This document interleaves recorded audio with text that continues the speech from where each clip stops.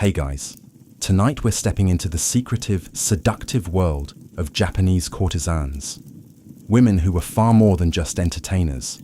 They were artists, elite companions, masters of intrigue, and sometimes survivors of unimaginable pressures. But one subject rarely discussed is what happened when these high-ranking courtesans got pregnant. From secret abortions to bizarre herbal remedies, and even chilling rituals whispered about behind closed doors, their methods were often as shocking as they were heartbreaking. So before you get comfortable, take a moment to like the video and subscribe, but only if you genuinely enjoy what I do here. And let me know in the comments where you're tuning in from and what time it is for you. It's always fascinating to see who's joining us from around the world. Now dim the lights, maybe turn on a fan for that soft background hum, and let's ease into tonight's journey together. Imagine being dressed in 12 layers of silk, so tight you can barely breathe. Your hair styled with enough pins to conduct lightning, and your feet forced into wooden shoes so high one wrong step could land you in the next life. Welcome to the daily grind of an Edo-period courtesan. Yoshiwara, the most famous red light district of old Tokyo, wasn't just a neighborhood, it was a stage, a fantasy world wrapped in incense smoke, lantern glow, and heavy denial. To the outside world, courtesans were living art. They danced, they played shamisen, they recited poetry, but above all, they mastered the one talent society valued most, pretending everything was fine. Spoiler alert, it wasn't. Behind the fans and flirtation, the courtesan's life was less Cinderella, more luxury hostage. These women were bought young, often sold by their families for a sack of rice and the vague promise of opportunity. They were trained like opera singers and gladiators combined. Make no mistake, they were elite, but they were also owned. Every step they took, every client they smiled at, every coin they earned belonged to someone else. Usually a brothel owner or oya, which is Japanese for overlord with good lighting. Courtesans were products, investments, and pregnancies. Well, that was considered the ultimate product defect, because if there's one thing worse than losing money in business, it's having your best performing merchandise go out of service for 9 months. Now, in a perfect world, a courtesan might have taken time off for a baby shower, a spectacle, maybe a quiet retreat with prenatal yoga and hot stone therapy. But this wasn't a perfect world. This was Yoshiwara, where the only stones were the ones you might be stoned with if you broke contract. Pregnancy didn't just mean losing work. It meant scandal. It meant punishment. It meant quite literally blood in the bathwater. So while the streets outside echoed with the clip-clop of platform shoes and sweet laughter, the inner chambers held darker truths. Secrets whispered behind screens. Remedies passed down not from healers, but from survivors. This was a world of velvet and iron, soft to the eye, brutal underneath. And for the courtesans living inside it, getting pregnant wasn't just a problem. It was a crisis wearing lipstick. If you've ever signed a contract without reading the fine print, congratulations. You've already shared something in common with an Edo-Era courtesan. Except in her case, the fine print included phrases like, "You will never own your life again," and, "Oh, and by the way, don't get pregnant unless you enjoy pain, shame, and herbal poison." Courtesans didn't enter the industry with resumes and references. Most were sold into it as girls, sometimes as young as 7, by families who needed money or just didn't want another mouth to feed. It was the 1600s. Netflix wasn't around, so people entertained themselves by selling their daughters and blaming karma. Once inside the brothel, everything came with a price tag. The kimono she wore, debt, the hair oil, debt, the lessons in poetry, tea ceremony, and how to pretend you're thrilled by middle-aged men discussing rice taxes, debt. By the time she was ready for clients, she already owed more money than a failed startup. Now, the contract, and let's use that term lightly because she had no legal say in it, was basically a glorified leash. It dictated when she slept, who she served, how she smiled, and most importantly, that her uterus remained strictly decorative. Pregnancy, that wasn't in the brochure. And let's not forget the clients, a diverse collection of drunk samurai, emotionally starved merchants, and the occasional poet who thought whispering about cherry blossoms counted as foreplay. These men weren't looking for long-term commitment. Most weren't even looking for eye contact. And if they got a courtesan pregnant, they disappeared faster than your paycheck after payday. Of course, the brothel didn't blame the man. That would be far too progressive. Instead, the woman, the walking investment, was accused of carelessness, as if she had simply tripped and fallen into an accidental third trimester. In some establishments, even the suspicion of pregnancy was enough to get a courtesan reassigned to the bottom rung. The clients with fewer teeth and more complaints. Or worse, she'd be locked away until the problem resolved itself. You see, this wasn't just about sex. It was about control, reputation, and money. And babies were bad for business, because nothing ruins a romantic illusion faster than morning sickness.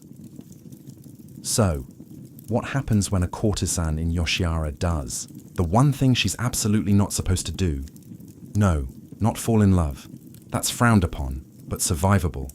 We're talking about the big one. The moment her stomach starts growing for reasons other than bloat from too much fish soup. Pregnancy, the ultimate plot twist. See, in this elegant silk-wrapped prison, getting pregnant wasn't a beautiful miracle.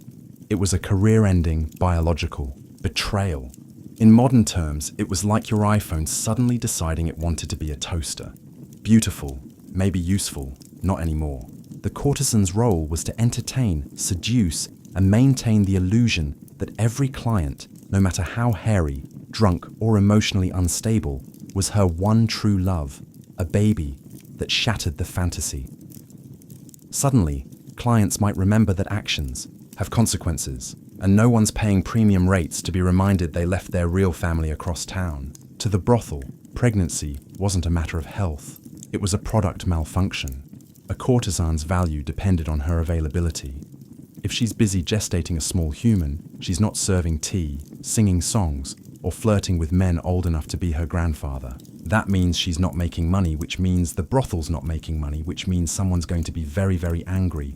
There were no sympathy cards, no congratulations on the new arrival banners, just a lot of whispering behind fans, and the looming threat of being demoted from living artwork to unmarketable liability.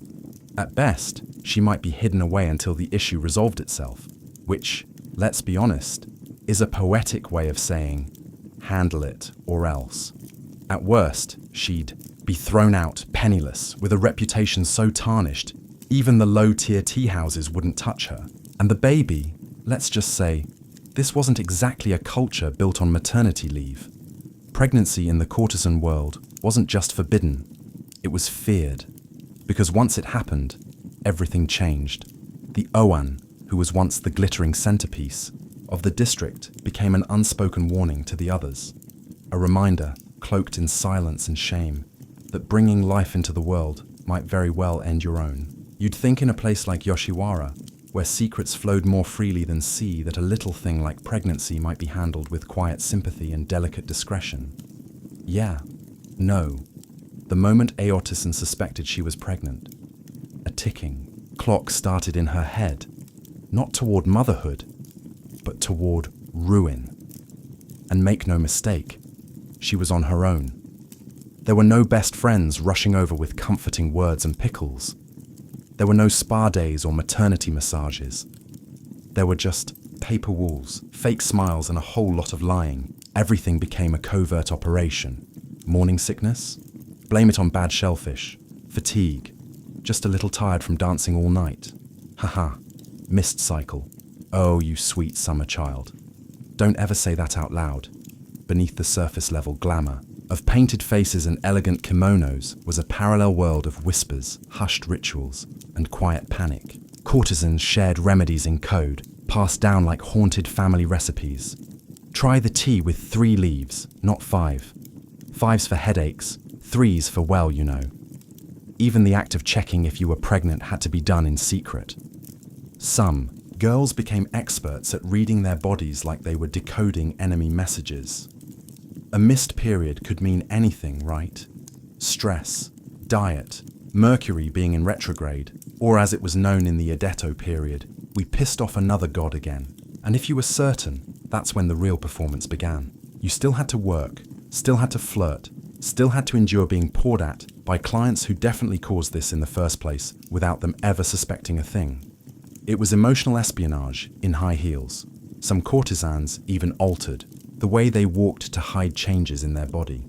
They'd tighten their OB belts just a little more, risk fainting rather than showing the slightest bump. Vanity, no. Survival. And of course, all of this had to be done while still being enchanting, because heaven forbid your emotional distress interrupt someone's evening of purchased romance. Beneath the layers of silk and powdered faces were women quietly waging war against their own biology and against a world that demanded perfection but offered no grace, and it all had to stay hidden. Because once the secret got out, the kimono wasn't the only thing that could come undone. Let's talk tea. Not the kind you sip while gossiping about your neighbor's suspicious new kimono. No, this tea had a very different purpose. One that came with cramping, bleeding, and the faint possibility of death. Welcome to the courtesan's secret weapon, herbal abortion brews. Because when you couldn't exactly stroll into a pharmacy and ask for one discreet termination, please, you turned to Mother Nature and hoped she was in a merciful mood. The most infamous players in this deadly tea party, mugwort, safflower, and kanzo, otherwise known as licorice root, which sounds innocent until you realize it was taken in horrifying doses that could make your uterus flip a table. These weren't your garden variety sleepy time teas. These were brewed like potions from a grim fairy tale, steeped long, taken hot, and chugged down in desperate gulps while praying to every god and ancestor you could remember. Did it work sometimes? Did it also destroy your insides, induce hallucinations, or give you a fever that felt like a preview of the afterlife? Also, yes, the recipes varied. Some were passed between courtesans like coded scrolls. Add ginger if you want it to act faster. One might say, don't use too much safflower or your skin will start to burn. Another might whisper. It was part science, part superstition, and entirely unregulated disaster. The worst part, you had to keep working the whole time.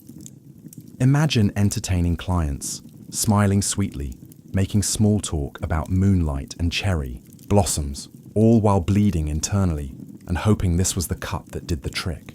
And if the tea didn't work, well, that just meant it was time to move on to the next method. Because in this game, there were no duvas, just a terrifying ladder of solutions, each one darker than the last. For some, the herbal tea was enough. For others, it was just the opening act in a play titled, Please Don't Let the Brothel Find Out, but the truth was clear. In the pleasure quarters, even something as innocent as tea could become a lethal gamble. And when your life is held together by silk, smiles, and secrets, one wrong sip could unravel everything. If the tea didn't work, and let's be honest, herbal roulette wasn't exactly foolproof. There was always another option, more hands-on. Enter the midwives, not the sweet, smiling birth attendants you might imagine from folktales. No, these were women of shadows, ghosts in the alleyways of Yoshiwara. Legends passed between trembling lips. No signage, no appointments, no receipts, just pain, blood, and a whole lot of praying. They were called basan, literally old women, and many of them had once been courtesans themselves, retired not by choice but by the harsh reality of time, and with no savings, no pensions, and no market for gay-haired flirtation. They became specialists in fixing problems, unofficial ones. You didn't find them. You heard about them. A whispered name, a folded note tucked in a sleeve. You knocked on the right door at the wrong time of night and hoped you brought enough coin and enough courage. The tool's usually a mix of crude implements, boiling water, cloth rags, and whatever's lying around. Surgical steel, sanitation, a concept for another century. No anesthesia, no after-hour. Just grit your teeth and hope the gods are too busy to notice. And yet to desperate courtesans, these midwives were saviors. Grim, sharp-fingered saviors who didn't ask questions and didn't tell lies. Payment wasn't always money. Some took hairpins, trinkets, or silk sashes.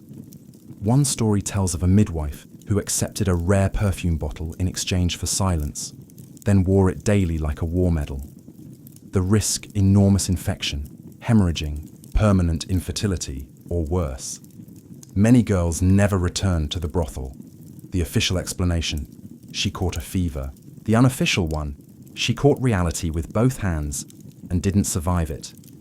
If something went wrong, there was no legal recourse. After all, what could you tell the authorities? "Hello, officer. I illegally sought an abortion while working in a government-regulated sex district. Could you please arrest me last?" These midwives were the final stop before ruin or exile. No training, no ceremony, just candlelight, trembling hands, and the hope that today death wasn't charging full price. And somehow, even in this world of blood and fear, trust was forged between the broken and the ones who helped them break in silence. In most cultures, a hot bath is a symbol of peace, relaxation, a little self-care after a long day of pretending to like your job. But in the world of Edo-period courtesans, a hot bath could mean something far more sinister and far more permanent. Welcome to the boiling bath method, a home remedy that promised to take care of the problem by turning your womb into a sauna from hell. The idea was simple: soak in a bath so hot your body would forcibly reject the pregnancy. Think of it as a spa day designed by a sadistic herbalist with a grudge against reproductive health. The method was whispered about in hushed tones behind paper screens. "Stay in until you feel dizzy," they'd say. If you faint, it's working. Medical advice at its finest. Some girls added special herbs to the water.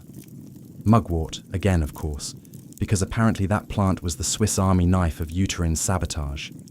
Others drank sake beforehand, because why not combine internal poisoning with external overheating? It was dangerous, extremely dangerous. You weren't just risking the pregnancy, you were risking your own life. Scalding burns, shock, heat stroke. There are accounts of women fainting mid-bath and being dragged out unconscious, only to die quietly, in some hidden room, while the brothel continued its evening business. Nothing ruins a client's mood like stepping over a corpse on the way to his sack tray. And yet the method persisted because it was fast, cheap, and relatively discreet. No tools, no midwife, just water, willpower, and a very high pain tolerance. The courtesans were told to breathe through the pain, to stay calm, to keep quiet even while their bodies boiled from the inside out. All so the brothel wouldn't lose its best moneymaker. Because nothing screams customer service like telling a girl to self-harm quietly in the back room. If the bath worked, the pregnancy ended. If it didn't, well, there were always darker options. In a world where a baby could cost you your status, your contract, or your life, a near-fatal bath wasn't extreme. It was just another Tuesday. When herbal teas failed and boiling baths didn't quite do the trick, Courtesans turned to another time-honored technique in the ancient art of pretending everything's fine: tight binding. The idea: if you wrap your abdomen tightly enough, maybe, just maybe, you can squeeze the baby out of existence, or at the very least, hide it long enough to avoid a scandal and a demotion to the drunk uncles and smelly merchants. Clientele tier, enter stomach binding, known as Herbal. It was basically a DIY womb corset. Long strips of cloth were wrapped again and again around the lower torso, until the courtesan resembled a very glamorous sushi roll, one holding in something she desperately didn't want to deliver. Of course, there were problems, minor things like breathing and digestion and that pesky little issue of internal organ compression. But in the pleasure districts, comfort was always optional. Image was everything. Some courtesans bound themselves so tightly they could barely sit down, let alone dance, pour tea, or carry on a conversation about the beauty of the cherry blossoms. But they did it anyway, because a visible pregnancy was social suicide. And, in Yūjo-Era, appearances weren't just maintained, they were enforced. The courtesans became experts at posture control. Standing up straight wasn't about elegance. It was about keeping pressure on the womb. Slouching meant loosening the bind. Loosening the bind meant discovery. Discovery meant doom. Some even slept with the binding still on, as if constricting their midsection 24/7 would convince the fetus to rethink its life choices and quietly back out. It didn't, of course, and binding didn't stop the pregnancy. At best, it delayed the reveal. At worst, it caused complications. Ruptured tissues, dizziness, fainting, internal bleeding. But none of that mattered when the alternative was losing everything you'd bled and smiled and danced to build. It wasn't about comfort. It wasn't even about safety. It was about survival and illusion. Because in the world of Japanese courtesans, the belly must remain flat, the smile serene, and the truth tightly wrapped beneath layers of silk and shame. Even if what you're really hiding is heartbreak, at some point you have to admire the creativity. Because when teas, baths, and body wrapping failed to correct the issue, courtesans sometimes turned to the most comforting thing available in any crisis: food, and not just any food. Rice balls soaked in sake. Yes, fermented rice wrapped lovingly in cloth and consumed in hopes that it might dissolve an unwanted pregnancy like yesterday's gossip. The logic dubious, the desperation very real. Folklore whispered that vinegar, sika, and certain fermented foods had weakening effects on the womb. Courtesans were told by each other, by old servants, by the midwives with half an herb shop in their apron, that if you ate just the right combination of ingredients, you could wash the seed away. It sounds like a tragic fairy tale, and in many ways, it was. The recipe varied by district. In one brothel, the go-to method involved warm sake mixed with crushed garlic and pickled plum, which probably tasted like despair with a hint of nausea. Another popular combo was rice balls marinated in vinegar, ginger, and shame, served cold, very cold. Did it work? You know the answer. Not really. Unless you count vomiting and intestinal distress as results. But in a world where your entire future hinged on hiding your condition, even a placebo with side effects was worth trying. Some courtesans were told to chant little verses while eating, part spiritual ritual, part emotional coping mechanism, something along the lines of, "Return to the river, little child, for now is not your time," and then they'd swallow, trying not to gag. There's something incredibly human and heartbreakingly naive in this method, a kind of hopeful magic passed between trembling hands. Because unlike the midwife or the boiling bath, this one felt gentler, almost like a ritual, almost like a prayer. But no amount of sika could rewrite biology. And while the rice balls offered comfort, they rarely offered results. Still, courtesans kept trying. Because when your body isn't your own and your choices are limited to pain or secrecy, sometimes the only power you have left is believing in something, even if that something is a soggy rice ball soaked in old liquor and whispered regret. So let's say a courtesan gets pregnant. She's terrified, bleeding from herbal teas, possibly half poached from a boiling bath, and she's tried every rice ball in the folklore cookbook. Naturally, the next logical step might be to tell the father, "Ah, sweet child, that man is already gone." Courtesans didn't operate in a world where paternity was a shared responsibility. They operated in a fantasy, one the client paid for, and the minute that fantasy tried to become reality, the man vanished like a samurai in a scandal. Most clients were married. Others were officials, nobles, or merchants with reputations they absolutely did not want, associated with illegitimate children from the pleasure quarters. So when that courtesan nervously hinted there might be consequences, the reaction was almost universal. Sorry, I'm moving to Osaka permanently. Also, I don't know you. Courtesans were trained not to expect loyalty. That's why any emotional attachment was considered dangerous. But still, many women held on to a fragile hope that the man they saw week after week, who brought gifts and shared secrets, might do the right thing. He didn't. Even in rare cases where a client wanted to help, there were layers of legal and social barriers that made acknowledgement nearly impossible. Claiming the child meant scandal. Scandal meant consequences. And for most Edo men, consequences were the one thing more terrifying than commitment. Some tried to leave money quietly. A few gold coins slipped to a brothel servant with instructions to take care of it. Others pretended they didn't recognize the woman at all. You have to understand, the courtesan was a fantasy, and fantasy doesn't get pregnant. So when reality knocked in the form of morning sickness, swelling feet, or a missed cycle, the men did what men have done in many chapters of history. They got really, really good at ghosting.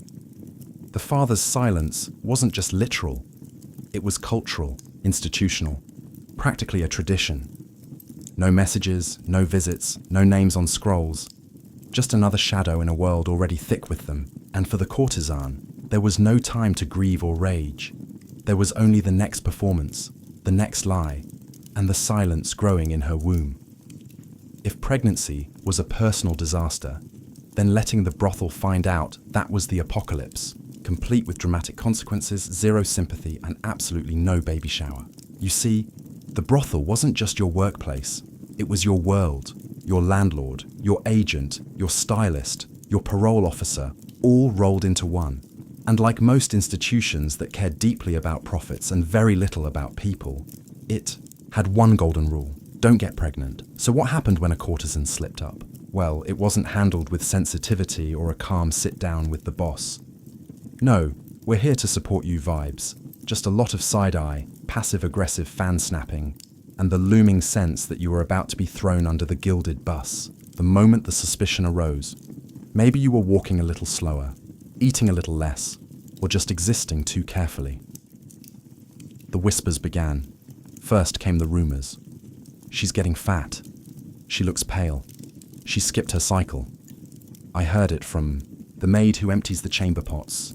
Then came the surveillance. Suddenly, you weren't allowed to leave the room alone. Your friends were asked to report on your activities. You were given less work, not out of compassion, but because they were prepping your replacement. And finally, if they were sure, punishment.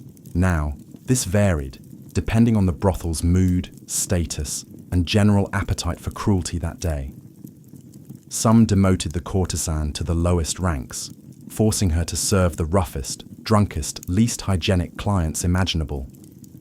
Others confined her to her room until she dealt with the issue. Some simply kicked her out. No money, no support, just a silk bundle of shame and a warning to others. In more elite houses, there was the illusion of discretion. They'd claim she was on retreat or visiting family. But everyone knew what that meant. Pregnancy wasn't just a personal failing.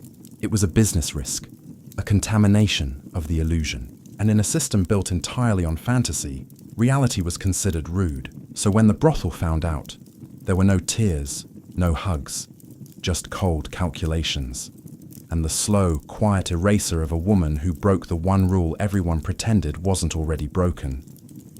When you've tried every tea, choked down the vinegar rice, balls, nearly boiled yourself like an overseas dumpling, and the brothel starting to look at you like a faulty lantern, you've got two options: confess and face the consequences. Run like hell. And some courtesans chose exactly that. They disappeared. In the districts, they were branded ninja juroro, runaway prostitutes, a term that translates roughly to she messed up the fantasy. Now go fetch her back, because running away wasn't just frowned upon, it was illegal. You were property. And when property walks out the door with a baby on board, the brothel takes it personally. But that didn't stop them. Some courtesans fled in the dead of night, disguised in plain robes with their hair undone, abandoning their ornate identities the way a snake sheds its skin. They slipped through alleyways, rode carts meant for laundry, or hid inside barrels. Yes, really, barrels. It was dramatic, dangerous, and desperately cinematic. Where did they go? Anywhere that didn't require perfume and pretending. A cousin's farm, a mountain shrine, a fishing village where no one asked questions unless you stole their sake. Places where the name Yoshiwara didn't open doors. It closed them. Not everyone made it. Some were caught, dragged back, and punished publicly, both as a warning and a morale booster for the rest of the staff. Look what happens when you act like you have free will. Others disappeared so completely they became urban legends. Did you hear about the Oiran who ran off to become a nun? They say one lives in the hills now, reading fortunes and raising her child like a ghost. But running wasn't freedom. It was just a different kind of cage. One where you traded makeup and money for silence and survival. And yet for many, it was the only choice that still felt like a choice. Because when your entire world is painted in rules and red lipstick, the scariest thing isn't leaving. It's staying and pretending it didn't happen. So they ran. Not for revenge, not for rebellion, just for the smallest, most dangerous luxury of all. Hope. Let's say a courtesan couldn't run, couldn't drink enough tea, couldn't fake enough smiles. And eventually the lie she was carrying became too big to hide beneath the silk. There was only one thing left to do. Give birth quietly, invisibly, preferably without anyone noticing. Welcome to the underground world of silent deliveries, where motherhood arrived in the dead of night behind sliding paper doors, with towels stuffed in mouths to muffle screams. No birthing chairs, no midwives in cheerful aprons.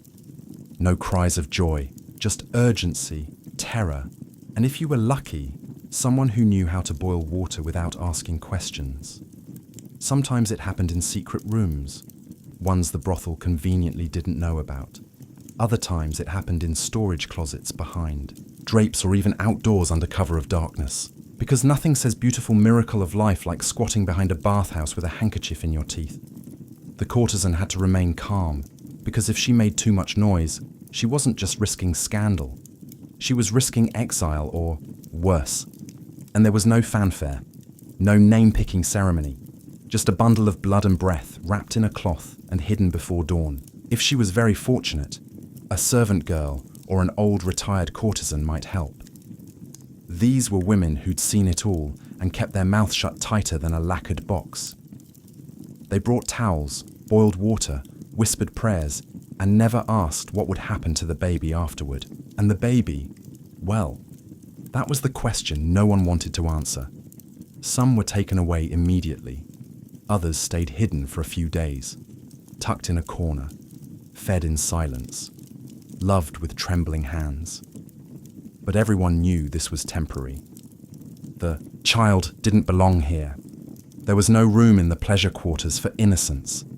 What these women endured physically, emotionally, is almost unspeakable. But they did it because the alternative was worse. They gave birth like ghosts, then wiped their faces, fixed their hair, and returned to the brothel floor as if nothing had happened. No maternity leave, no postnatal care, just another performance. Because in Yoshiwara, the show must go on. If a courtesan managed to give birth in secret, there was still one problem left. A tiny, crying, impossibly fragile problem. And in the pleasure districts, babies weren't blessings. They were liabilities with lungs. Loud, hungry, and impossible to explain to your next client. So, what did she do? She walked under cover of night to the edge of town, to the roadside, to a place built for tragedy, a shrine of abandonment, known as koya or ubisut sites. These were quiet stone shrines tucked into the corners of society, halfway between a place of worship and a dumping ground. They weren't publicized, but everyone knew they existed, and everyone knew what they were for. A mother, often a courtesan, a servant, or any woman society had failed, would leave her infant on the steps, swaddled tightly, sometimes with a name, sometimes with nothing but a small charm or folded prayer paper tucked into the cloth, and then she walked away. No goodbye, no witness, no turning back. If she was lucky, a monk or kind stranger might find the child. Sometimes a temple took them in, raising them in silence. Other times, they were passed to orphanages or into servitude or simply vanished into the folds of forgotten stories. The courtesan didn't leave her child because she didn't care. She left it because there was no other path. The brothel wouldn't allow children. The law offered no protection.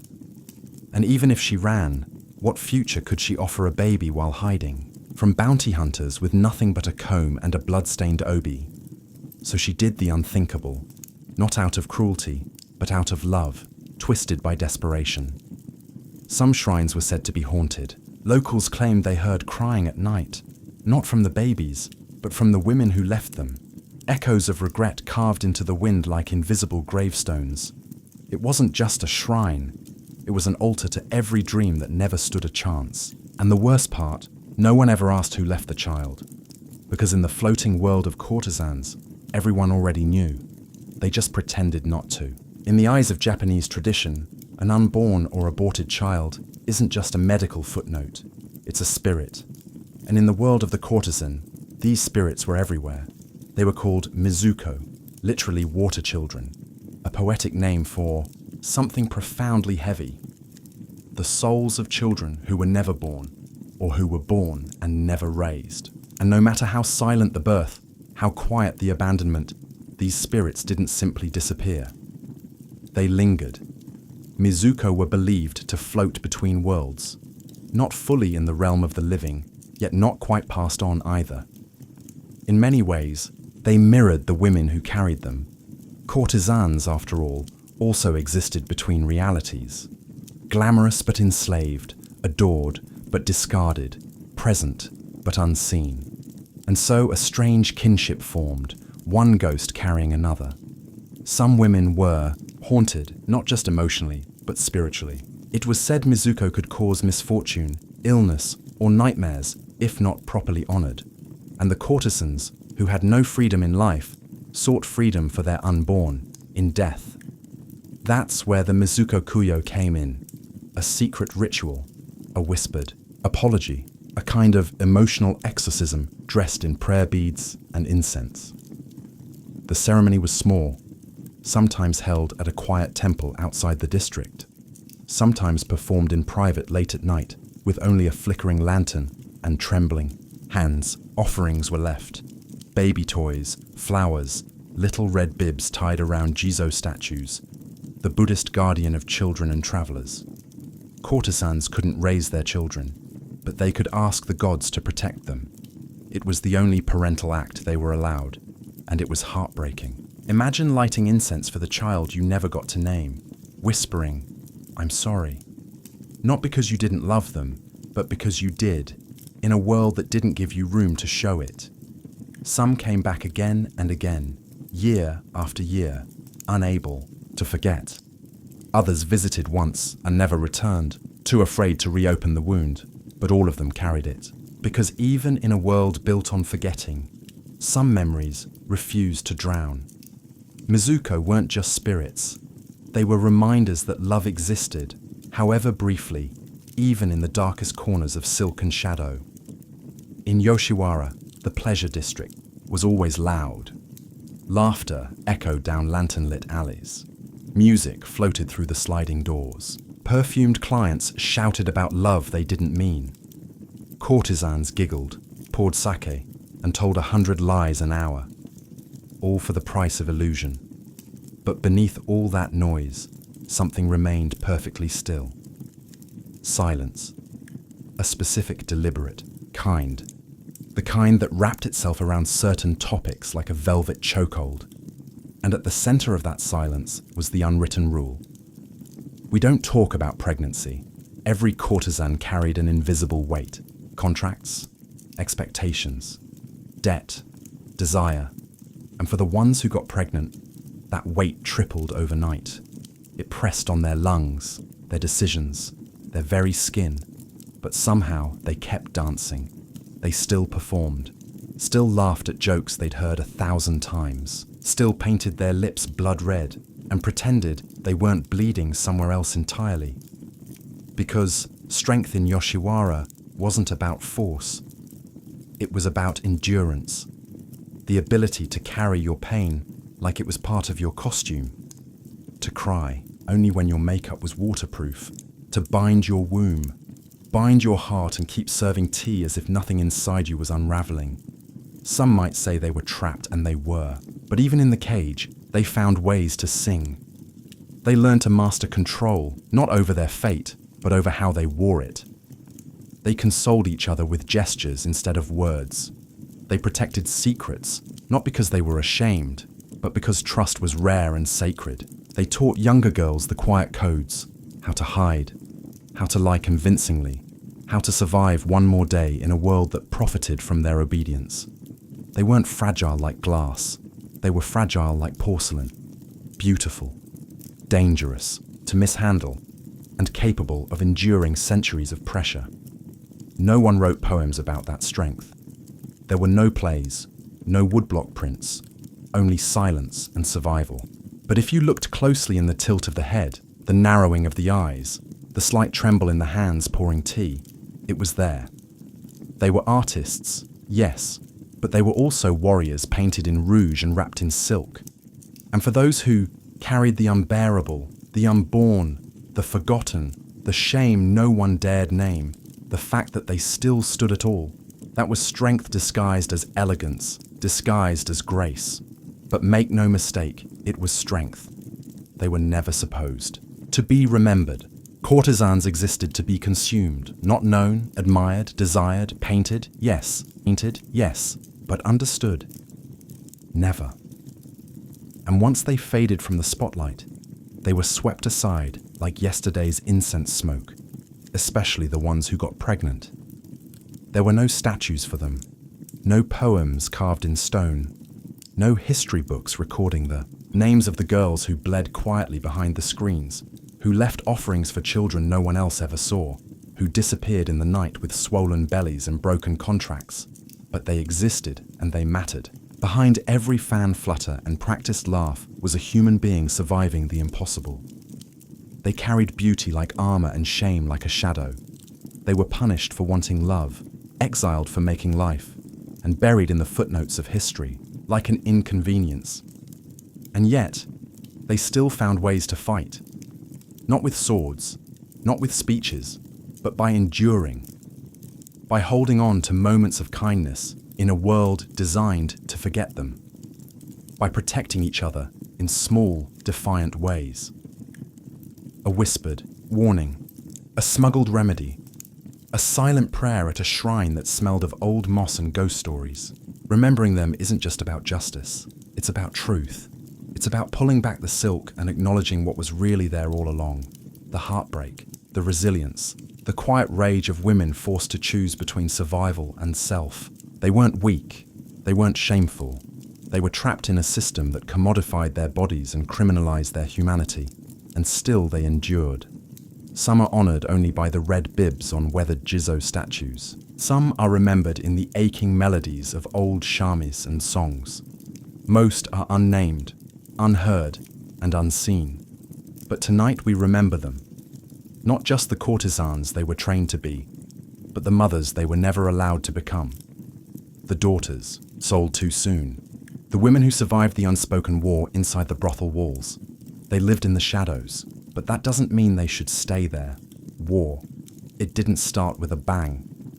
No, the moment that would transform the American West forever came quietly, as soft as the flow of the American River itself. It was January 24th, 1848. James W. Marshall, a carpenter overseeing the construction of a sawmill for a man named John Sutter, was inspecting the tail race, the ditch that allowed water to flow away from the wheel. The water was rushing a little too fast. Rocks had shifted. The soil needed clearing. Then he saw it. A flicker, a flash, a yellow gleam in the muddy shallows. Gold. He picked it up, rolled it between his fingers, bit it because that's what people did in those days to check if wealth had actually arrived. He showed it to a colleague, then to Sutter. And Sutter, upon realizing what this meant, didn't cheer. He didn't celebrate. He panicked because Sutter had a dream, an empire of agriculture, peaceful, profitable, and utterly not filled with treasure hunters. A gold rush would bring chaos, squatters, thieves, land disputes. And it did, just not right away. You see, for a short moment, they managed to keep it quiet. A secret fortune, a private revolution. That moment didn't last. Within weeks, whispers echoed across saloons and trading posts. By spring, sailors in San Francisco were abandoning their ships mid-voyage. Entire towns emptied overnight. Men ran from jobs, from homes, even from families, all chasing a river-born dream. What began as a fluke on the edge of a sawmill would, ignite the single largest mass migration in American history. Gold fever was airborne, and no one was immune. By the time word reached the East Coast and trickled across oceans to China, Chile, and Australia, it was too late. California was no longer just a distant frontier. It was an obsession, and all because one man saw a glimmer in the dirt. It wasn't the first time gold had been found in America, but it was the first time it rewrote the future overnight. Because this wasn't just a discovery, it was a spark, and everything was about to catch fire. By the time 1849 arrived, California was no longer a distant rumor. It was a magnet, and the world was iron. Tens of thousands of people, mostly men, were on the move. From New York to New Orleans, from London to Lima, from Canton to Cape Horn, the rush had begun. They came on foot by wagon, through blistering deserts and over ice-choked mountains. They came on ships that rounded the tip of South America, months at sea, just for the chance at a golden miracle. They were dreamers, desperate men, adventurers, crooks, widows in disguise. Entire ships were abandoned in San Francisco's bay, their crews running inland with shovels and gold pans. Some called it madness, others called it destiny. By the end of that single year, California's population exploded from barely 15,000 to over 90,000. San Francisco ballooned from a sleepy port to a wild, chaotic boomtown. Streets were lined with tents, gambling halls, and hastily thrown together wooden shacks. The sound of hammers and pickaxes filled the air, competing with music, shouting, and gunfire. There were no banks, no law, no plumbing, just gold fever, and the insanity that came with it. They called themselves the 49ers. Most arrived poor, sunburned, and covered in dust. They carried little more than blind hope and crude tools. Few had mining experience. Even fewer would strike it rich. But the dream was powerful enough to erase the odds. One man might dig for months and find nothing. Another could stumble upon a sparkling nugget the size of a walnut and suddenly be rich beyond imagination. At least until he lost it all in a drunken poker game. And still, they came. Every wagon that creaked westward carried more than tools. It carried ambition, desperation, and a fierce belief in reinvention. That out here, past the edge of everything, a man could become something new. 1849 wasn't just a year, it was a breaking point, and it reshaped not only California, but the very idea of America, a nation now obsessed with movement, with fortune, and with the myth that the next shovel full of dirt might change everything. When the gold came, the towns followed almost overnight. A miner struck it rich near a stream. Word got out, and suddenly hundreds of tents popped up like mushrooms after a storm. Within weeks, the tents turned to timber shacks. A saloon opened, then 2, then 10. A blacksmith arrived, maybe a newspaper, a gambling hall. And just like that, a town was born. They called them boom towns because they didn't grow. They exploded. Places like Hangtown, Whiskey Town, and Rough and Ready weren't built on urban planning. They were built on adrenaline and blind hope.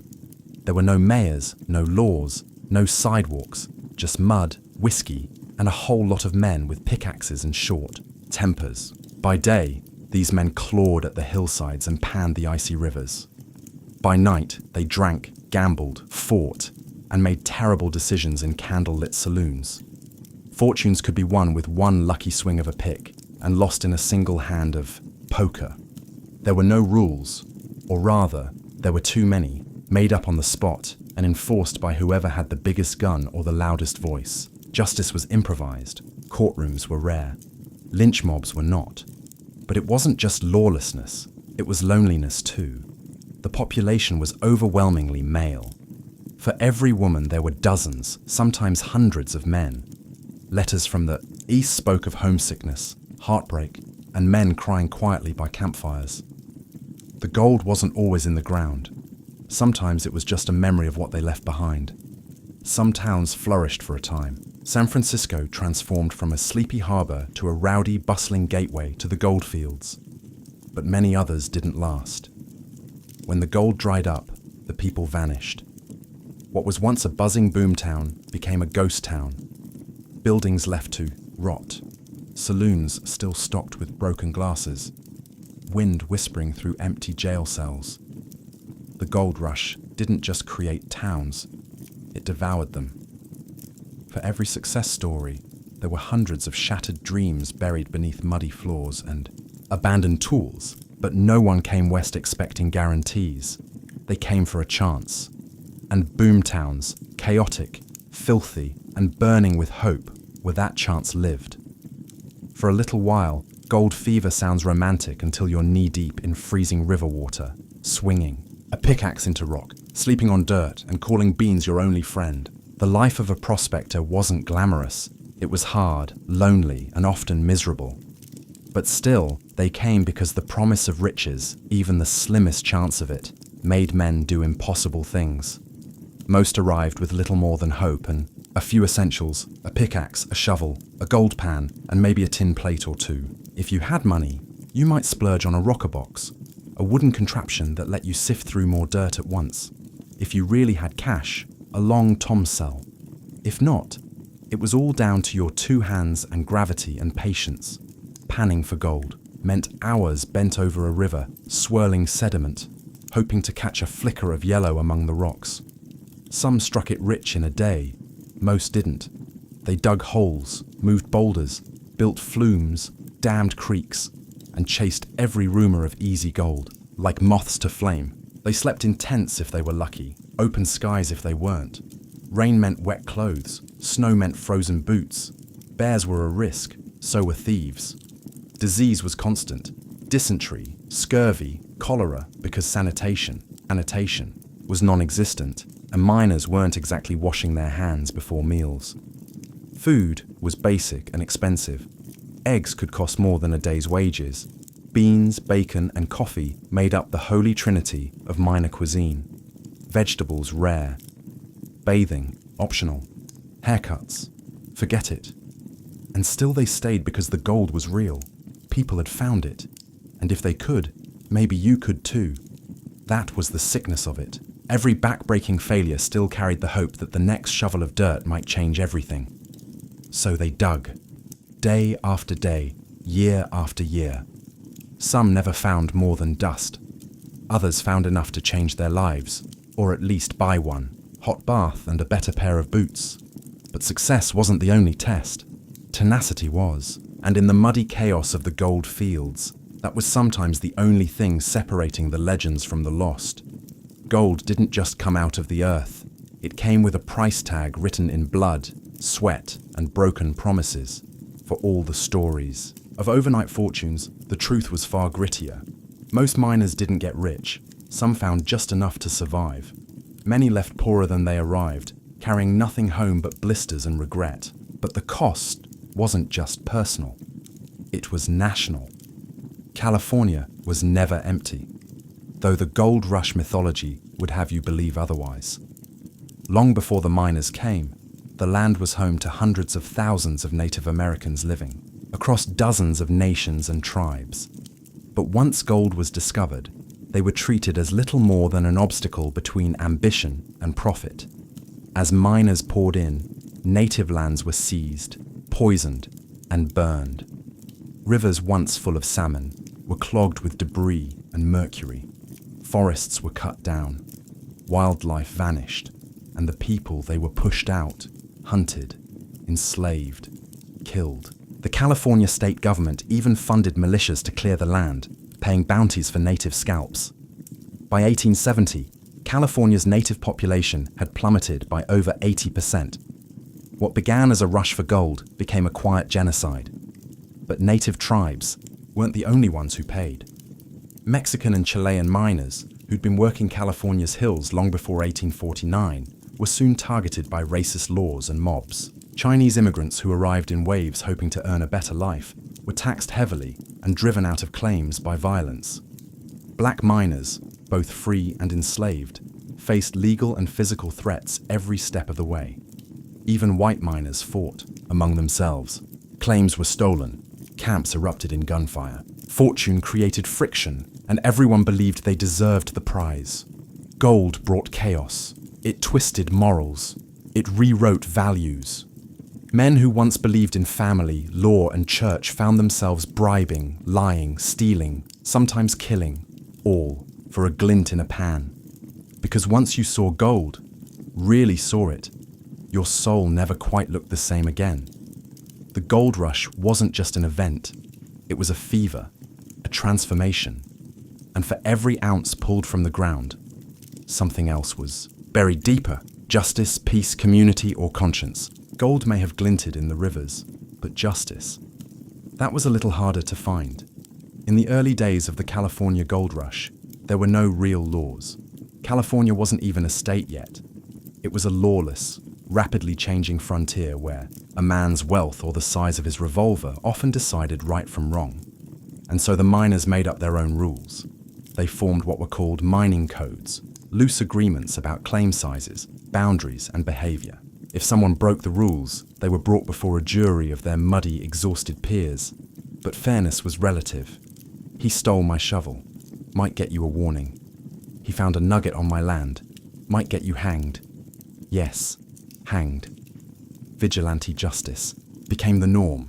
There weren't enough sheriffs, so towns formed vigilance committees. These were self-appointed enforcers, quick to punish, and rarely interested in trials. Suspects could be whipped, run out of town, or tied to a tree with a rope around their neck, often without evidence, and saloons. They weren't just places to drink. They were courtrooms, gambling halls, and sometimes execution grounds. A drunken insult could escalate into a shootout. A lost card game might end in murder. Gunsmoke and lawlessness danced side by side beneath swinging lanterns. Theft was rampant. Claim jumping when someone tried to take over another man's land could spark all-out war between rival camps. Property lines were often decided with fists, bullets, or hastily scribbled signs nailed to trees. But amidst the chaos, something strange happened. Communities began to emerge. Makeshift governments formed. Real sheriffs were elected. Towns started building Courtesans instead of gallows. California drafted a constitution in 1849, even before it officially became a state in 1850. The Wild West began to tame itself slowly, violently, unevenly. But the scars of that early lawlessness never quite healed, because in the goldfields, justice had always been improvised. And even when the rules arrived, they came too late for many. Buried beneath the hills, forgotten in dry creek beds, or swinging from tree branches that once doubled as judges. The California gold rush wasn't just an American story. It was a worldwide alarm bell, and it rang loud. By 1850, ships from every continent were docking in San Francisco Bay, their sails heavy with wind, their decks heavy with dreamers. Gold fever had gone global, and California wasn't just a place. It was an idea. They came from Chile, seasoned. Miners who had worked South America's goldfields long before the discovery at Sutter's Mill. They came from Peru, Mexico, and the West Indies, bringing skills, spices, and music. From China, thousands crossed the Pacific in wooden boats driven by famine, poverty, and the promise of Gold Mountain. Europe sent its share too. Irish, Germans, Italians, and Frenchmen. Many escaping revolution, poverty, or war. Even a handful of Australians showed up, having chased their own gold, and figured they'd try again on another continent. California became a swirling, churning, multilingual chaos. Tents pitched side by side. Arguments shouted in a dozen dialects. Cooking, fires filling the hills with scents from 5 different continents. At first, it seemed like something beautiful, a global gathering, all drawn by the same dream. But dreams have borders, and when gold was scarce, prejudice grew fast. Foreign miners were often viewed with suspicion or outright hostility. There, success was resented, their accents mocked. Laws like the foreign miners' tax were introduced, targeting non-American miners with steep fees and harassment. Chinese miners were especially vulnerable. They were driven from claims, beaten, sometimes killed, while officials looked the other way. Spanish SP-speaking miners, even those born in California, faced legal discrimination and mob violence. Racism wasn't just casual. it was policy. Still, many stayed. They built communities, temples, churches, and businesses. San Francisco's Chinatown took root. Latino towns thrived along old Spanish land grants. And even as they were pushed to the margins, these global pioneers helped shape the future of California in its food, its language, its spirit. The gold rush didn't just bring people west, it brought the world west. And for better or worse, it showed what happened when cultures collided not over ideals, but over gold. Gold has a way of running out, even when the fever doesn't. By the mid-1850s, the rivers were quieter. The easy gold, the glittering flakes and nuggets that could be scooped from shallow stream beds, was gone. What remained was deeper, harder to reach, and required tools that most miners couldn't afford. The rush was over. Those who came expecting instant wealth now faced a cruel truth. The gold rush had never been a promise, only a gamble. And for most, the house had won. Some stayed, switching from panning to wage labor in large mining operations. These industrial outfits used hydraulic mining, massive jets of water blasting entire hillsides apart to extract the precious metal. It was faster, more efficient, and devastating. Landscapes were shredded, rivers clogged with debris and mercury. Farmland downstream was ruined. The gold might have still been flowing, but it came at a terrible cost, and lawsuits would eventually bring hydraulic mining to a halt decades later. Meanwhile, many of the original 49ers packed up and left, broken by exhaustion, illness, or simple disappointment. Some returned home, pockets empty. Others drifted into new frontiers. Oregon, Nevada, Colorado, chasing the next rumor, the next miracle. And a few stayed. They became shopkeepers, ranchers, teachers, mayors. They built California, not with shovels, but with roots. Because while the gold was drying up, something else had taken hold. Possibility. California had transformed. It was no longer a forgotten territory. It had roads, ports, towns, newspapers, banks, and finally statehood. In 1850, just 2 years after Marshall's discovery, California officially joined the Union. The gold rush was over, but its impact was irreversible. It had redrawn the map. It had filled the West with people, ambition, and violence. It had shattered indigenous populations, transformed the economy, and turned a sleepy frontier into a symbol of American reinvention. What began with a sparkle in a river ended with an empire in motion. And while the miners moved on, California stayed gold, not just in its hills, but in its legend. Because sometimes the greatest treasure isn't what you dig up, it's what you build after the digging ends. The gold rush ended, but its echo never stopped. Even today, nearly 2 centuries later, California still wears the gold rush like a second skin. Its nickname, the Golden State, its motto, Eureka, I have found it. It's not subtle. This wasn't just a historical event. It became a national identity, a cultural myth baked into America's DNA. Because the gold rush wasn't just about gold, it was about reinvention. It taught a young, hungry nation that fortune wasn't inherited. It could be chased, dug, fought for. That you didn't need a noble name, just a shovel and a little madness. It was the beginning of the American dream, as we now know it. Move fast, take risks, stake your claim. But the legacy is complicated. Yes, it brought rapid growth, innovation, and the birth of the modern West. It gave rise to San Francisco, to the railroad, to California as a cultural and economic giant. But it also left scars, deep ones. Native communities were nearly erased. Landscapes were ravaged. Racist laws created lasting wounds. Chinese laborers, Mexican miners, black pioneers. They built California too. But their stories were buried under the glittering myth of the white prospector with the lucky pan. And yet people still come. Not for gold, perhaps, but for something like it, for tech, for fame, for reinvention. Silicon Valley isn't far from Sutter's Mill.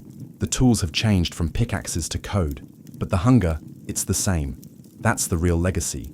The belief that somewhere just over the horizon, with enough guts and luck, everything can change. The gold rush wasn't just a rush for metal. It was a collision of cultures, of ambitions, of illusions.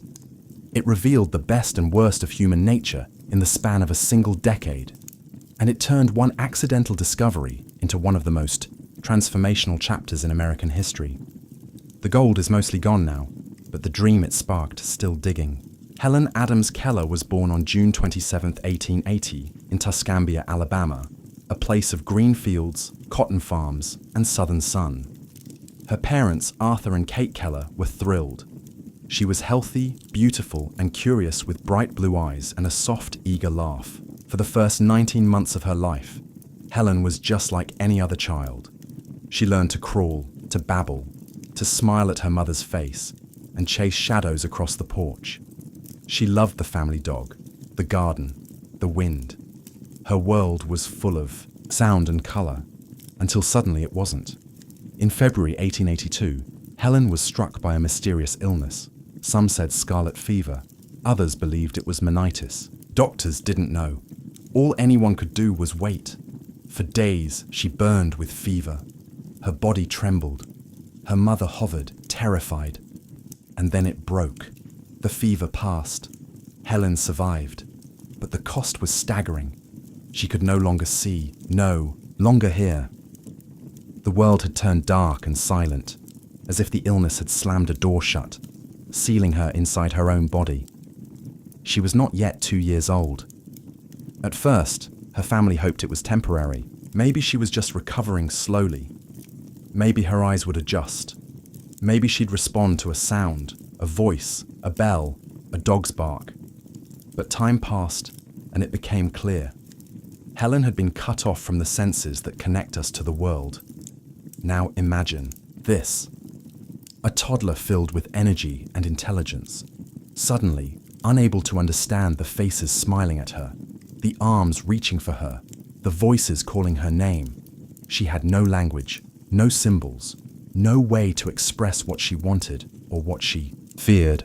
Frustration filled the silence. Rage followed. She learned to mimic actions, to open doors, to nod or shake her head, but not meaning. Her world was texture, vibration, smell. And inside her, a storm brewed. By the age of 5, Helen Keller was described as a wild child, intelligent, strong, willed, and completely unmanageable. She would scream, kick, and even hit those around her, not out of cruelty, but desperation. She was locked inside her own mind, and no one knew how to reach her. Not yet. By the time Helen Keller was 5 years old, the cheerful toddler who once played in the garden had become something else entirely, untamed. Imagine being locked in total darkness. No sound, no sight, no language, just raw sensation and confusion. For Helen, life had become a blur of textures and instincts. She had no words to express hunger or fear, no way to understand comfort or discipline. So, she lashed out. She threw tantrums, kicked furniture, ripped buttons off clothes, and slapped her baby sister out of jealousy. Her meals became battlegrounds. She ate with her hands, grabbed food from others' plates, and screamed when anyone tried to correct her. Her moods could swing from laughter to rage without warning. The Kellers didn't know what to do. Their daughter was intelligent. That much was obvious. She had figured out routines, learned how to open doors, unlock cabinets, even mimic household tasks. But her intelligence made her defiance more dangerous. Her parents were exhausted. Relatives whispered that she belonged in an asylum. Her mother, Kate, refused to give up. She began writing letters, searching for help, not just from doctors, but from anyone who might know how to reach a child like Helen. The trail led them to Alexander Graham Bell, who, aside from inventing the telephone, was also deeply involved in education for the deaf. Bell didn't have the solution, but he had a suggestion. He pointed them toward a school in Boston, the Perkins Institute for the Blind. And at that school, a young woman was recommended to travel south and meet the Kellers. Her name was Anne Sullivan. She was just 20 years old, visually impaired herself, poor, fiercely determined, and completely unprepared for the storm she was about to walk into. When Anne arrived in Alabama in March 1887, she was greeted by a bright, beautiful child, uncombed hair, wild eyes, a mischievous grin, and a scream that could shatter windows. Helen Keller wasn't cruel. She was trapped. The world had shut its doors, and she was pounding on them with everything she had. Anne Sullivan had one job: open the door. And nothing, not rage, not silence, not blindness, was going to stop her from trying. March 1887, Tuscumbia, Alabama. A young woman named Anne Sullivan had arrived, determined to teach the unteachable. She moved into a small cottage on the Keller property, taking Helen away from the main house, away from indulgence, distraction, and pity. Anne's method was radical: structure, discipline, and above all, language. But how do you teach language to a child who doesn't hear words or see letters? Anne began by spelling them into Helen's hand, one letter at a time, using the manual alphabet used by the deaf, DOL. She would sign into Helen's palm as she handed her a doll. Helen copied the movements. She was smart, curious, but to her it was just fingerplay, motions with no meaning. She could mimic 100 signs and still not grasp that things had names. Anne was relentless. She spelled the names of everything Helen touched: cake, mug, spoon, water, bread, key. But the child didn't connect them. There was no concept yet, no understanding that the shapes in her palm represented the world around her. Then came April 5th, 1887, a day etched into history. Anne took Helen to the water pump outside. In one hand, she placed Helen's fingers under the flow of cool water. With the other, she spelled into her palm again and again, water splashing, fingers moving. W-A-T-E-R. Suddenly, Helen froze. The chaos inside her calmed. Her face lit up with wonder. She dropped the mug. She touched the ground. Anne spelled earth. She touched the pump. Anne spelled pump. She touched Anne's dress, her face, her own, hand. She had gotten it. For the first time in her life, Helen Keller understood that everything had a name and that words could be touched, felt, learned. That single moment shattered the walls that had imprisoned her since infancy. A door had opened, and Helen, once locked in silent darkness, had found her way through. By nightfall, she had learned 30 words. She would go on to learn thousands. But that was the moment the silence broke and the world for the first time had meaning. Once Helen understood that words had meaning, there was no going back. The door had opened, and now she wanted to run through it. Her mind, starved for years, devoured everything Anne offered. Nouns, verbs, adjectives. She wanted to name the entire world, every object, every sensation, every emotion. Nothing was too small, too abstract, too complex. Anne could barely keep up. She taught Helen using real-world experience. They walked through gardens, touched flowers, leaves, bark, soil. Helen learned the word flower by feeling a rose, tree by hugging its trunk, storm by standing in the rain. And she didn't just want to know what things were. She wanted to know why they were. She asked deep philosophical questions. What is love? Where does the sun go at night? Why do people cry? This wasn't memorization. It was awakening. She also began to understand manners and morality. Not just yes and no, but right and wrong. Anne spelled stories into her hand. Biblical parables, Aesop's fables, poems, fairy tales.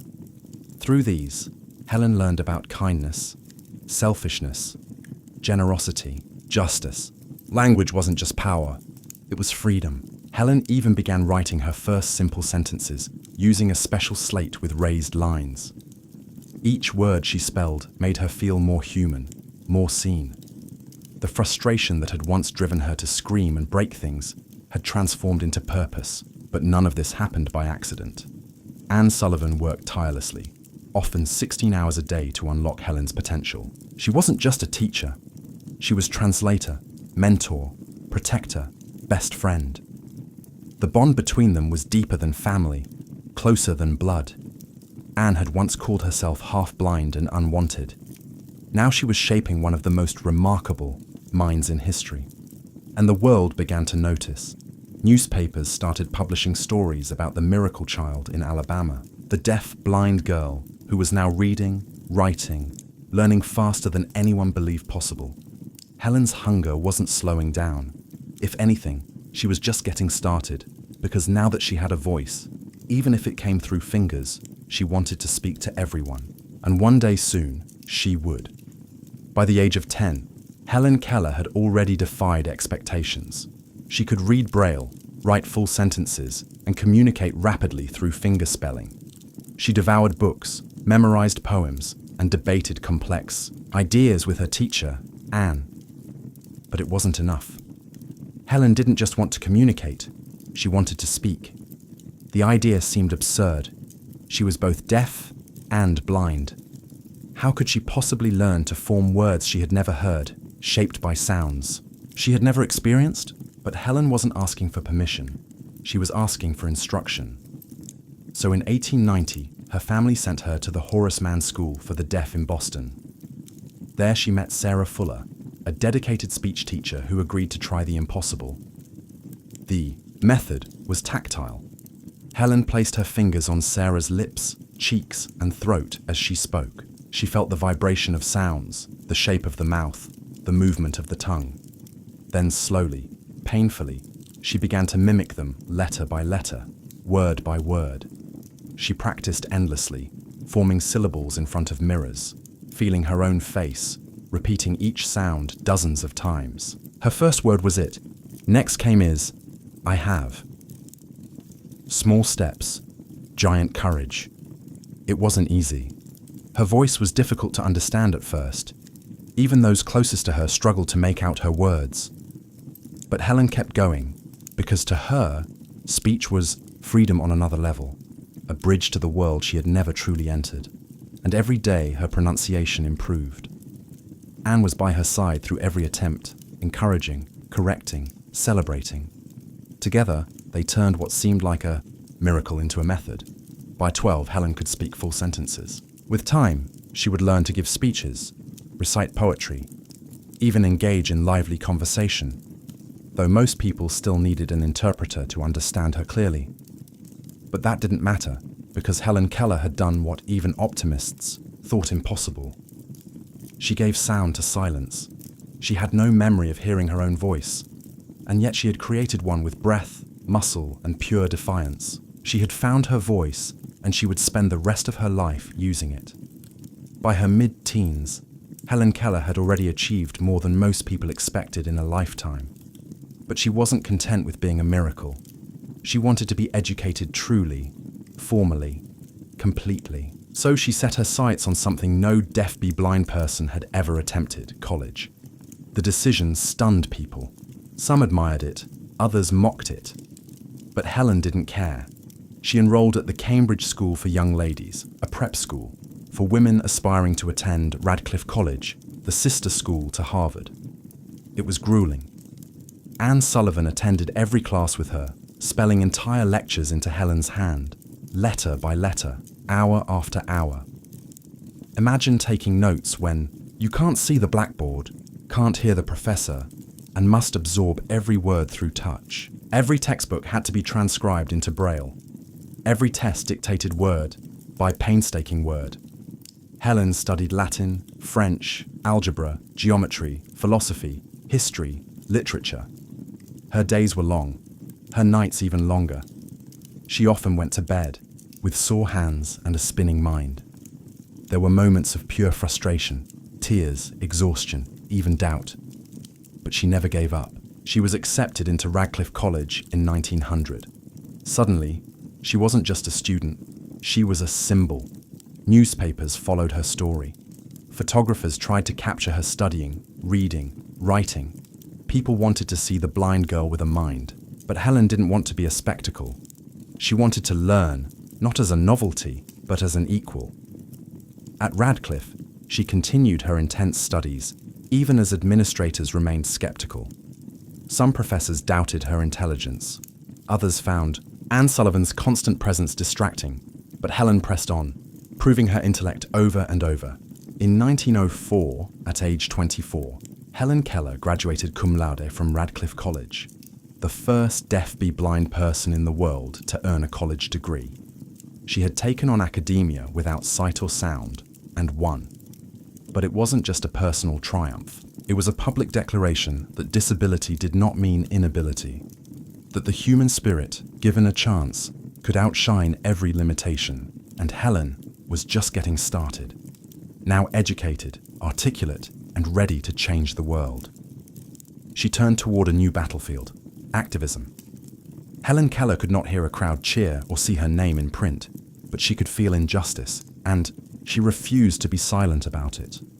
With her education complete, Helen stepped into a new role, not as a student, but as a fighter, a voice for the unheard, a symbol for those the world ignored. She became a fierce advocate for the blind and the deaf, but she didn't stop there. Helen took on poverty, women's suffrage, racism, child labor, and workers' rights. She criticized powerful corporations, supported birth control, and even spoke out against war. People expected a quiet, delicate woman. What they got was a political firestorm. She joined the Socialist Party in 1909, arguing that capitalism was crushing the poor while the rich prospered. This shocked many of her admirers, people who were comfortable applauding her triumph over disability, but weren't ready for her to challenge their bank accounts. When someone accused her of being misled, she replied, "It is true that I am blind and deaf, but I am not blind to social injustice, nor deaf to the cries of the suffering."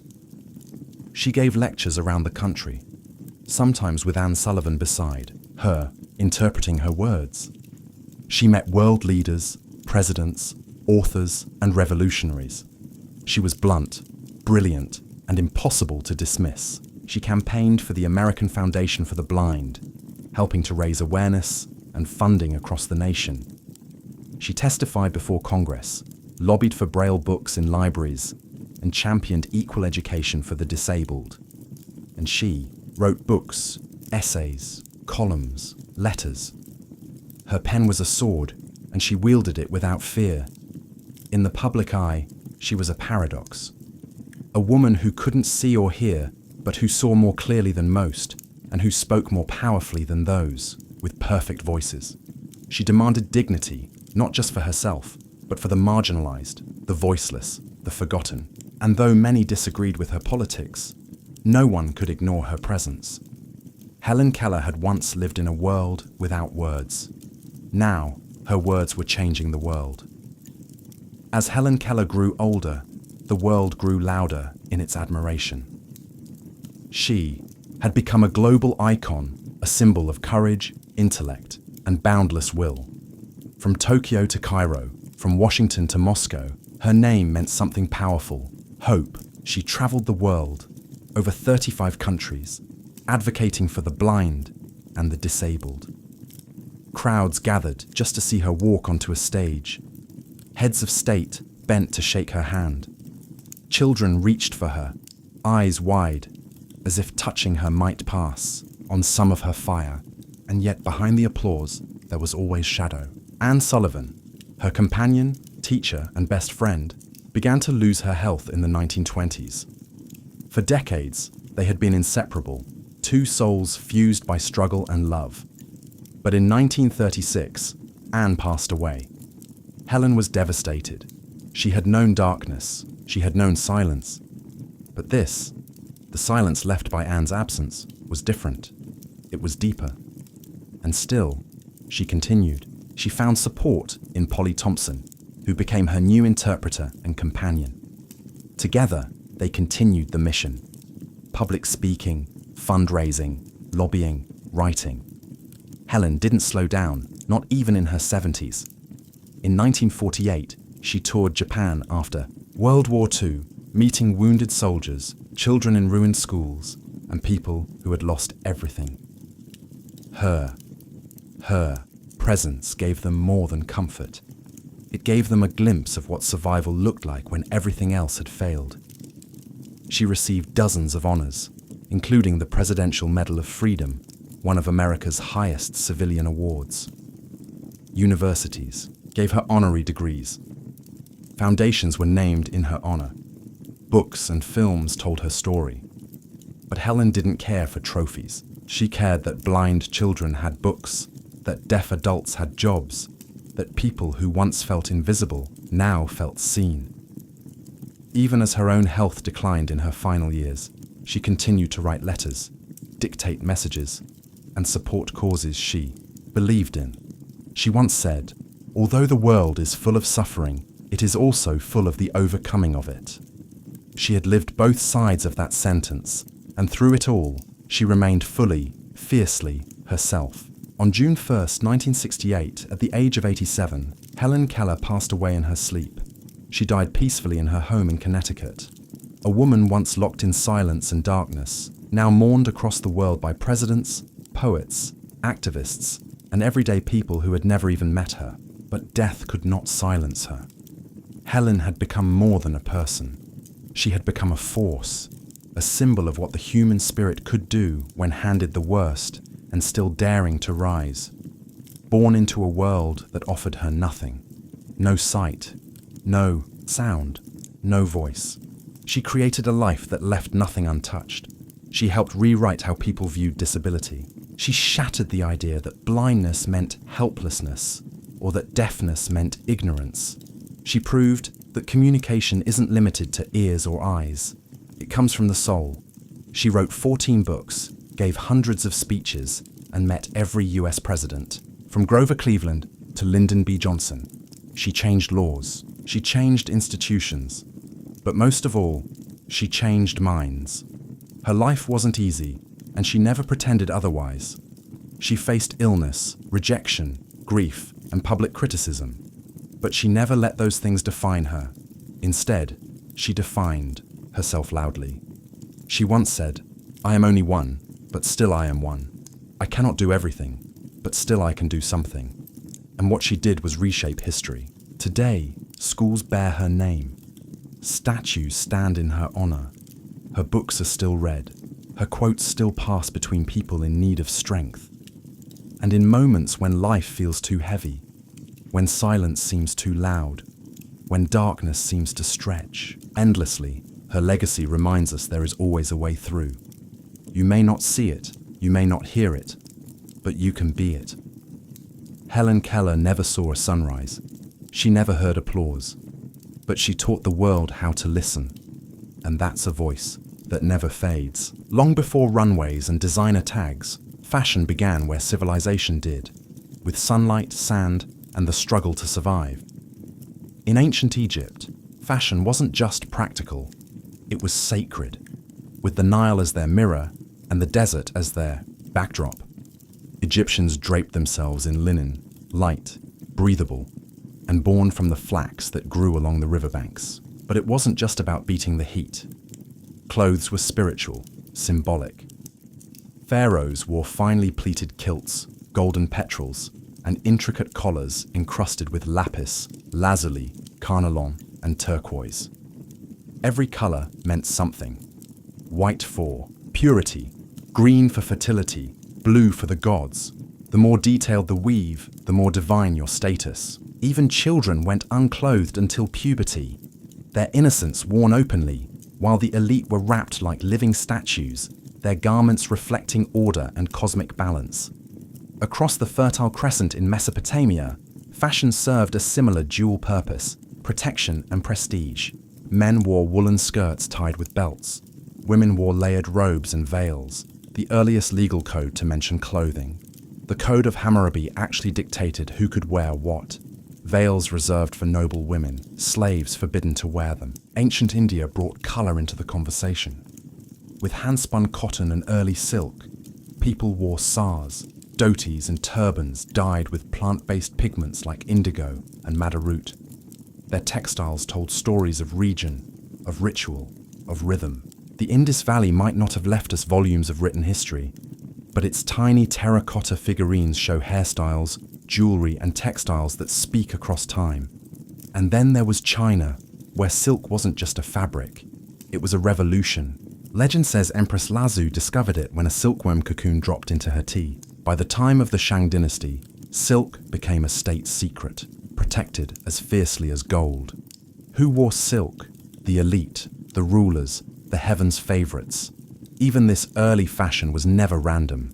It separated kings from servants, priests from commoners, men from women, and sometimes mortals from gods. The shape of a robe, the twist of a belt, the color of a thread. Fashion was language before writing, art before galleries, and long before anyone said, "Look at me." Clothes already had the world's attention. In the marble halls of Athens and on the crowded streets of Rome, fashion became philosophy and a uniform of identity. The ancient Greeks favored balance in all things, in architecture, in thought, and in the folds of their garments. Men wore chitans, rectangular linen garments pinned at the shoulder and belted at the waist.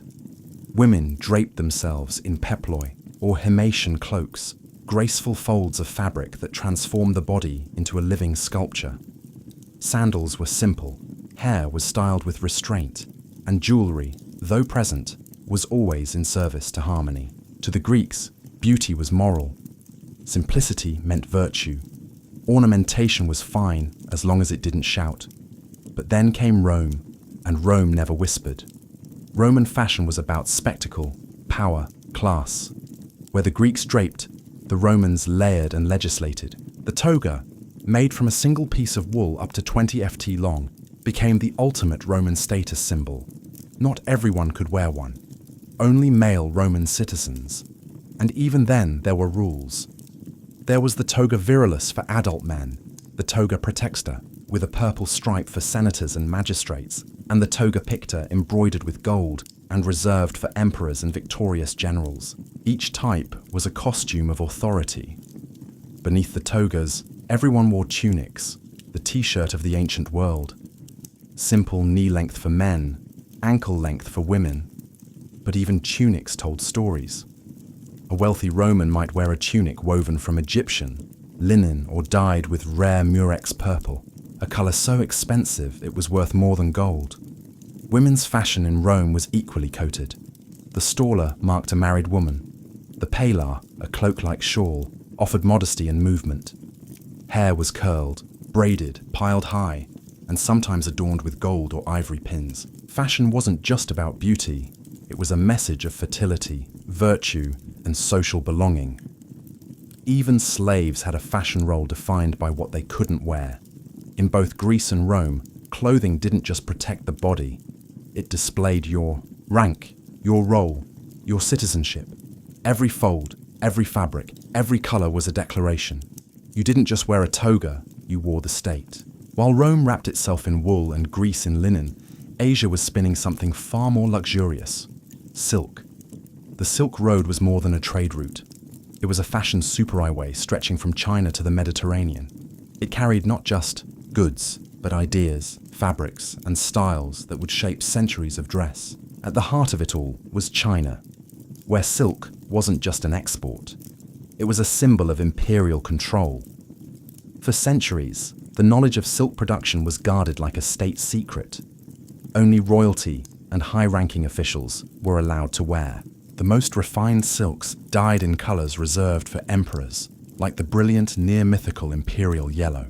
Chinese robes, especially under the Tang and Han dynasties, were masterpieces of structure and symbolism. Embroidered dragons, phoenixes, and clouds weren't just decoration. They were spiritual markers of rank and destiny. A person's robe said more than a scroll ever could. Further west in India, fashion took a different turn. Bold, colorful, and sensually draped. The sari, still worn today, dates back thousands of years. Woven from fine cotton and silk dyed with indigo and turmeric, saris weren't just beautiful. They were regional fingerprints. A woman's fold, fabric, and border could reveal where she was from, her caste, her status. Meanwhile, in Japan, elegance met armor. During the Han period, nobles wore layered silk robes called junihito, their sleeves and collars revealing carefully coordinated colors, a kind of poetic fashion code. But as the samurai class rose, fashion turned toward function and symbolism. Enter the kimono. Worn by both warriors and commoners, the kimono became a garment of layered meaning. Its fabric, weave, and design communicating season, occasion, and even political loyalty. The samurai's kimono was sometimes worn beneath armor, its crest boldly, announcing clan allegiance. For geisha and courtiers, kimono sleeves became canvases for art. Asian fashion balanced tradition with refinement, restraint with richness. Every pleat, pattern, and stitch was deliberate.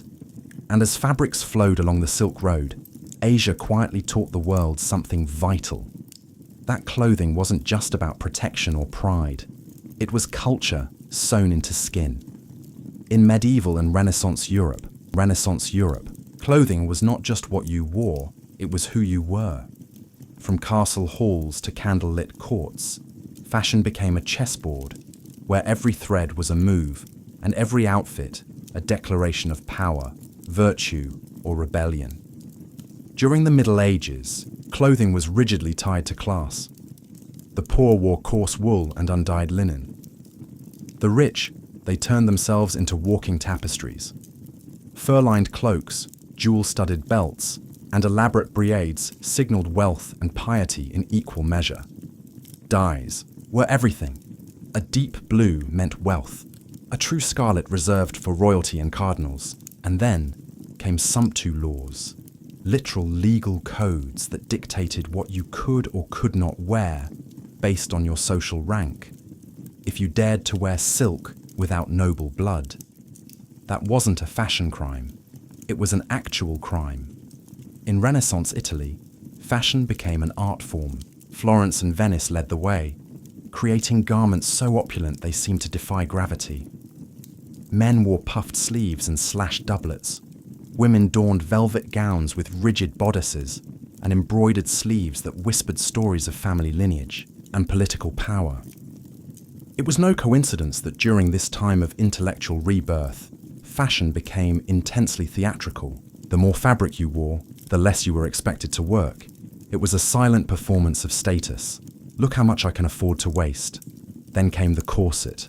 Originally worn for posture and modesty, it evolved into a tool of silhouette control, cinching waists, lifting busts, and eventually becoming a symbol of both feminine elegance and restraint. The ideal woman's body became an architectural achievement. And in the grand courts of France and England, fashion reached dizzying new heights, literally.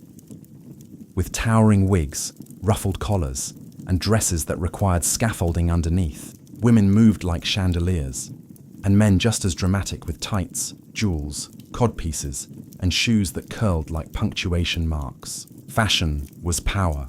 A courtier's gown could curry favor or ruin reputations. To be seen was everything. To be seen incorrectly, dangerous. In a world of crowns and conspiracies, clothing was armor, not just against the cold, but against irrelevance. By the 17th century, European fashion had become a spectacle of excess. At the French court of Louis XIV, fashion wasn't just a pastime, it was policy. Versailles was a stage, and everyone wore a costume. Men strutted in brocade coats with gold embroidery, lace cuffs, silk stockings, and red-heeled shoes, a signature of the king himself. Their hair powdered, perfumed, and piled into towering wigs, often adorned with curls, ribbons, and even miniature ships. Women's dresses were architectural wonders. Wide panniers stretched skirts out several feet on each side. Gowns were layered, ruffled, and embroidered within an inch of collapse. The skin was powdered white, cheeks painted red, and beauty spots placed like exclamation points. It was beautiful, ridiculous, and deeply political. In a world where wealth meant control, fashion became a language of elite detachment. To the nobility, clothing was a way to rise above the ordinary. To everyone else, it was a reminder of just how far they had fallen. And then came the French Revolution. In 1789, the people stormed Versailles. Not just the palace, but everything it represented.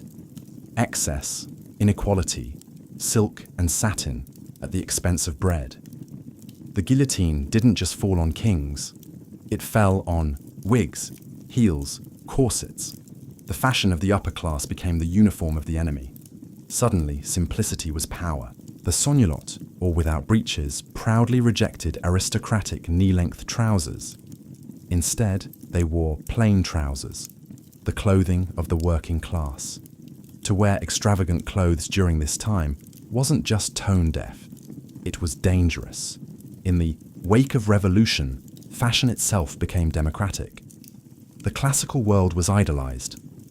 Clean lines, natural fabrics, Greek-inspired gowns, wigs, and heavy makeup vanished almost overnight. Even Napoleon understood clothing as strategy. His military uniform, designed for drama and authority, helped create the image of the strong modern leader. His wife Josephine popularized high-waisted gowns and sheer fabrics that redefined elegance for the Empire era. But the powdered wig had become a relic. Fashion had shifted from flaunting wealth to redefining identity. The revolution didn't just change who ruled France, it changed what people wore to survive it. The 19th century roared in on the hiss of steam engines and the hum of textile looms. The Industrial Revolution didn't just change how people worked, it changed how people dressed. Suddenly, clothing wasn't reserved for aristocrats and royalty. Machines could spin, dye, and stitch fabric faster than human hands ever could. Mass production meant lower prices, more availability, and for the first time in history, fashion began to trickle down. But even as manufacturing modernized, style remained rooted in spectacle. Women's fashion took on volume, dramatic, sweeping, and almost absurd. The invention of the crinoline, a cage-like steel frame worn beneath skirts, allowed women to wear dresses that ballooned outward like open umbrellas. Some reached 6 ft in diameter, forcing women to move sideways through doors and practically orbit in ballroom circles. The message was clear. If you could wear a dress that prevented work, walking, or even sitting comfortably, you were probably wealthy enough not to care. Meanwhile, corsets tightened even further, shaping waists into wasp-like proportions. The ideal woman became a fragile hourglass floating on a sea of silk, lace, and tulle. Fashion was both a prison and a pedestal. For men, fashion settled into sharp, sober lines: tailcoats, waistcoats, top hats, the uniform of the respectable gentleman. It was during this time that the modern suit began to take form. Clean, restrained, professional, dignified without being flashy. But beneath the surface, new trends were stirring. Department stores sprang up in cities offering ready-made clothes to a growing middle class. Fashion magazines like God's Lady's Book and Label Assembly began shaping tastes, and with photography emerging, people could now see what fashion looked like far beyond their village. The rise of the sewing machine in the 1850s brought yet another shift, not just in production, but in personal creativity. Home sewing patterns became popular, style became accessible. Fashion was no longer just for the elite, it was becoming a tool for expression. Even Queen Victoria had an impact, popularizing white wedding dresses, mourning black, and modesty as fashion. In this new industrial world, clothes no longer just reflected identity. They were now building it one stitch at a time. As the 20th century dawned, fashion stood at a crossroads, torn between the corseted elegance of the past and the liberation roaring in with the future. Then came World War I, and everything changed. With men off to battle, women stepped into factories, fields, and offices. The corset, once a daily ritual, became impractical, even dangerous. Skirts shortened, fabrics lightened. Practicality became patriotic. Women in uniforms, trousers, and simple tailored coats began to rewrite the definition of femininity. After the war, they weren't ready to go back. The 1920s ushered in a new archetype, the flapper. She wore drop-waist dresses, bobbed her hair, painted her lips red, and danced in speakeasies with a cigarette holder in one hand and rebellion in the other. Her dresses shimmered with fringe and beads. Her knees scandalized society, and her confidence defied generations of restraint. This was fashion as freedom, as refusal. Meanwhile, the men of the Jazz Age embraced sharp suits, wide-legged trousers, slicked-back hair, and Oxford shoes. Hollywood helped glamorize this image on screen and off. Stars like Greta Garbo and Clark Gable set trends that audiences across the world followed. Then came the crash. The Great Depression of the 1930s forced fashion back toward conservatism. Hemlines dropped. Colors dulled. People mended instead of buying. Style didn't disappear, it adapted. Old garments were reworked. Flour sacks turned into dresses. And movie stars became style icons of hope amid economic despair. When World War II struck, fashion became a battlefield of its own. Materials were rationed. Skirts became shorter, jackets boxier, fabric stiffer. In the US, the government issued L-85 regulations dictating how much cloth could be used in civilian clothing. Nylon, once used for stockings, was redirected for parachutes. Women in Europe wore utility clothing, efficient, minimalist, and often uniformic. Men returned to service dress and battle dress. Yet out of these limits came innovation. Women wore slacks more frequently. Shoulder pads added structure. Fashion. Designers like Elsa Schiaparelli introduced surreal elements, thumbing their nose at the austerity. In the face of global conflict, fashion became more than style. It became resilience. A signal to the world that even in chaos, we still choose who we are and what we wear to survive. The world emerged from World War II, battered but hungry for beauty. And in 1947, French designer Christian Dior gave it just that. He called it the new look. Cinched waists, full sweeping skirts, soft shoulders, and delicate fabrics. It was a dramatic return to opulence, a celebration of femininity, luxury, and control. For many women, it felt like breathing again after years of rations and uniforms. But not everyone applauded. To some, the new look was a step backward, a return to restrictive ideals.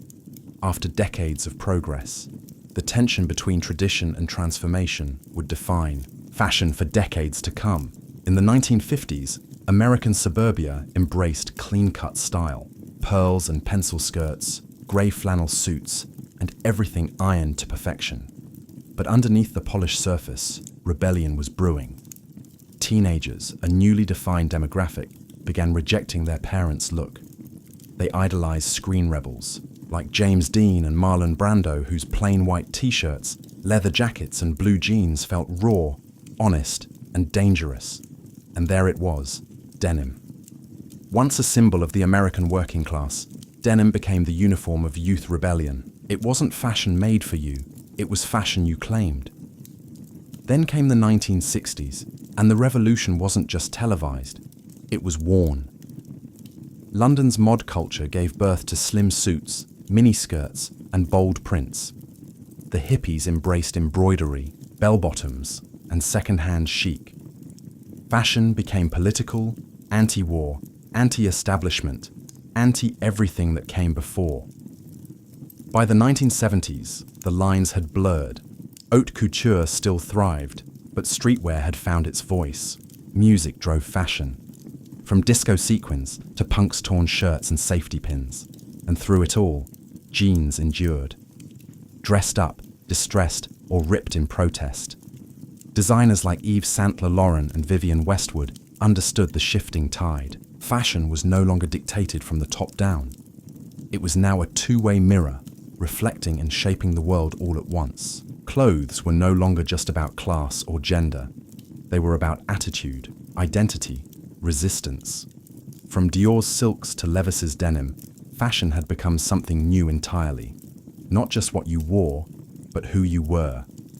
As the 20th century ended, fashion shed its final skin. It stopped asking, what should we wear, and started asking, who are we?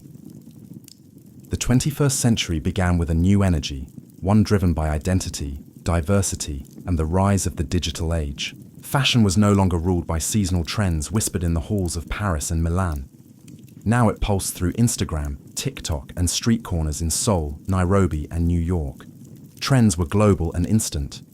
A teenager with a smartphone could spark a movement faster than a runway ever could.